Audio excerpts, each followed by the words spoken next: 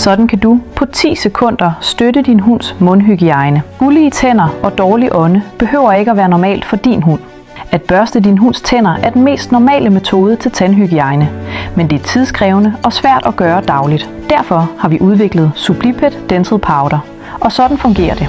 Du tilsætter bare 1 ske pulver per 10 kg kropsvægt til din hunds mad hver dag. Om det er tørfoder, vådfoder eller barf, det er ligegyldigt. Mens din hund spiser, dækker pulveret tænderne med en blanding af probiotiske bakterier. De gode bakterier arbejder for at balancere mundfloraen, og de aktive ingredienser understøtter tandoverfladen og hjælper med at holde ånden frisk. Så simpelt er det. Samtidig bidrager rosmarin og granatæble med naturlige antioxidanter, der er med til at holde ånden ekstra frisk. Pulveret er let at blande i foderet, og de probiotiske bakterier støtter samtidig din hunds tarmflora. Så giv din hunds tandhygiejne et løft i dag. Klik på Læs mere-knappen herunder.